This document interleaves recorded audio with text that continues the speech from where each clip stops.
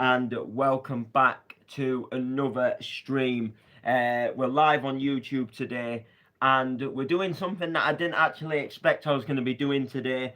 We are going to be unboxing and taking a look at my new 4-channel mixer. So for those of you who don't know, about a week ago I was just having a look on eBay, and a mixer, a Behringer mixer 4-channel came up, and it was on like an auction.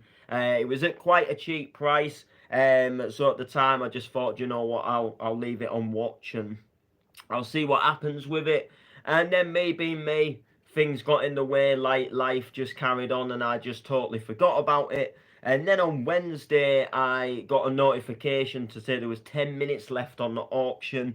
So I thought I'd go back and, I wonder how this mixer's done. Has it gone up? And obviously, it had gone up a little bit. And I thought, what, it's still not a massive price. And then I decided to watch the auction, and it wasn't really going up anymore, and it got like down to like 4 minutes left, and I'm thinking nothing's really going on here. So I thought I'll have a little bid on it at the end. It got near the end, and I got into a bidding war with a guy, and I ended up paying a little bit more for this than I originally wanted to pay, but I'm still happy. And I ended up outbidding the guy, and we are here with a Behringer 4-channel mixer, not a Epson printer.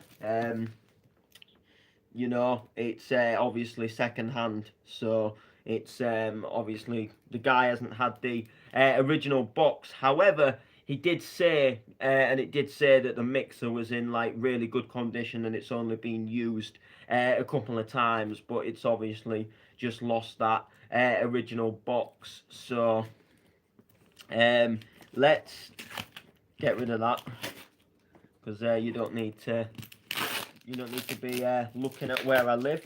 And I guess let's get into this. I mean, I'm quite intrigued. There's all this tape, and it feels so good. It feels like Christmas. I have got a little knife with me, just in case we do happen to need it. But which I think, to be fair, we probably will end up needing it at some point. Probably. But we'll just start getting rid of some of this tape in the best way we can. See if we can actually end up getting into this in any way. Let's do it. So quite a bit of the tape is actually coming off now. But this thing, I mean, I've got to give the hats off to the guy. He has actually really well taped it up, which is it is obviously a good thing, because you want it to be obviously taped up. When you're bringing something so big in the post and that.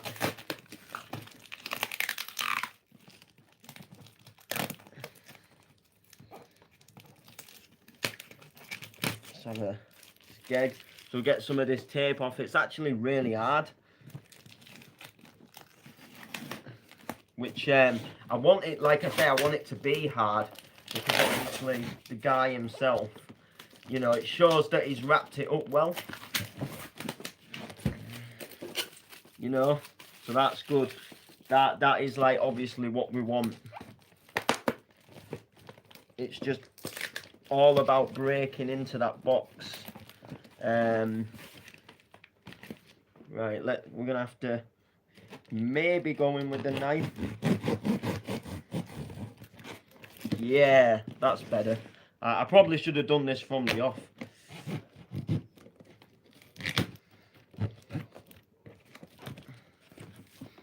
Alright, I think. Oh yeah, we're in. We are like literally in. Apart from a real little, just here. It's gonna be quite a tough. There's like a real little bit here, and he's like proper, when they've like proper stuck it down. I've got it off at this side, but this side is a different story.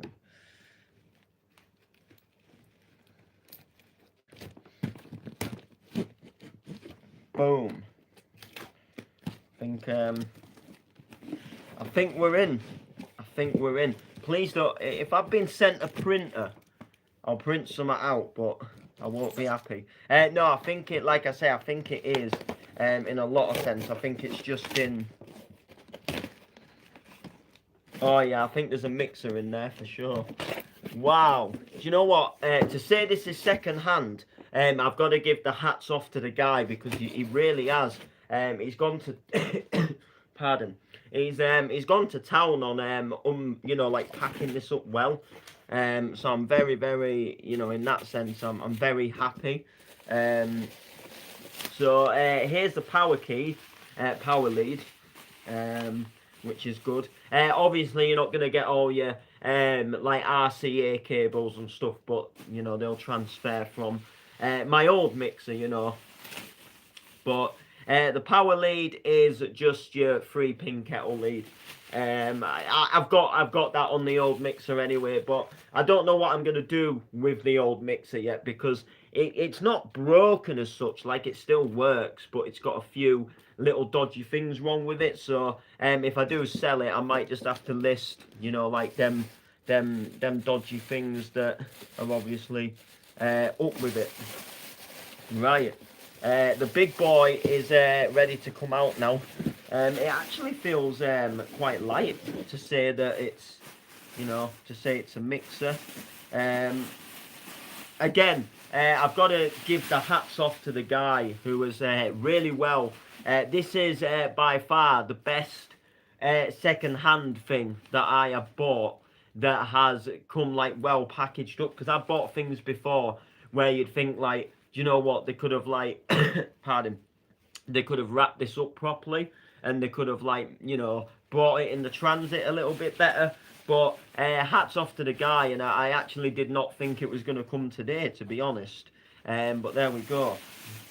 So we'll get the first layer, the first layer of the bubble wrap, and then we'll take the second layer of the bubble wrap, and here we go. A Behringer 4-channel mixer. Wow, this thing looks amazingly. I've just got to say that the channel faders, wow. Do you know what? Like this thing, the condition of it is like so good. Wow. Sort them gains out. I'll plug that in and my gains will be so high, but nah, I mean, literally cannot complain as far as is the main master level. We've got an effect button there. I don't really fully know what effects, what different effects you can get. Probably be like flanger and stuff, I would imagine. So that's quite cool. That turns the effect channel on in the headphones, I think. We've got like something like sync lock and beat asset, so that's quite cool. Again, you can assign which channels you want the you know, what you want the decks to be on, and yeah, actually pretty doody, I'm not gonna lie. Headphone level, headphone plugs in the same place where they do on my original, on my old mixer. So I'm quite happy with that. I think, you know, in all fairness, it's quite a good place to put the headphone port, to be honest. So for those of you who can't see it, the mixer's here. It looks so good. To say it's in a second-hand condition, you know, like even all of like the white lettering, like everything is just in like you know, in like an immaculate condition. You know, there's only like real slight signs of wear and tear, and that's only like ever so slightly, and I can't see anything much in the way of the wear, you know, in the way of wear and tear. So I'm very happy, and they have got like little, so when you put all the gains to 12 o'clock, there's like a real little, you can just feel when it clicks in to that 12 o'clock, which is what I like as well. Crossfader feels good. Faders, yeah, they feel really nice. They'll be good. Just boom. Yeah, I'm looking forward to that. Obviously master level. Looking forward to getting my hands onto some of them effects. And then we'll have a look over. I'll have a look over to the back. So the back, obviously you've got your main power lead. There's main booth tape, so main booth and tape. So I think it's tape that'll be what will go into my PC. So when I stream, it picks up the audio level. We've got a C note and return. I don't actually know what that does. That I know when I had my I had a little mic mixer and I could plug a lead into an aux return, and that gave me sound coming through my phone. So like phone music, if you like. So yeah, there's only like ever so real tiny little signs of wear and tear, and there's just like something here on the back that I've just managed to get rid of. It can actually just do with a real tight little wipe just at the back. It's almost like so it's like when it's coming packaging, like something's got stuck to it. So we got line, phono, line. I don't know what the CD. I don't know what CD and phono means. There's like two line phono, and line is obviously a line in, and CD and phono. I don't know if they do the same as like what line does. So can I plug like a CD into a thingy-mabobby? Because I'll have to test that out. Obviously, it's got all the writing on the back, and yeah, this is going to be absolutely fantastic. So I do apologise. So yeah, here is my Behringer 4-channel DJ mixer. We've unboxed it. We've had a look at it. I'm very excited. I'm gonna go and get it plugged in. Most definitely. What I suppose what I do actually need to do is we need to move this out of the way. We need to actually get rid of the old one. So we'll get rid of all of these.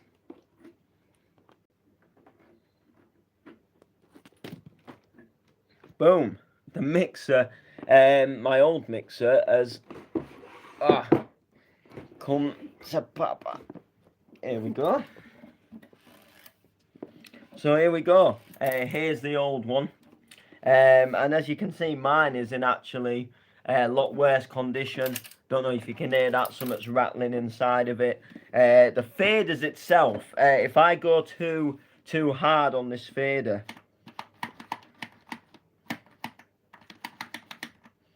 do you know what? It won't actually do it now. Do you know what? That is actually so annoying. It won't actually do it now. Ah, there. You see, so what's happened is, I don't know how well you can actually see it on the stream, but you can see this channel fader here. It doesn't go all the way up. It's like some has like come loose underneath, and it like pops up and it blocks it. So what I normally have to do is put a little pin in, and I just have to unblock it essentially. But this mixer has served me well in my new Mark M6. It was, you know, the first ever mixer that I ever got. So I'm quite like, you know, it's done me well. But all I'm gonna say is that it's here. The new one's here. It's time for this one to sit in a corner and go to sleep and watch the other one get used. So anyway, guys, I'm gonna shoot from this one. I'm gonna go ahead and get my other one set up. So make sure to like, comment, share.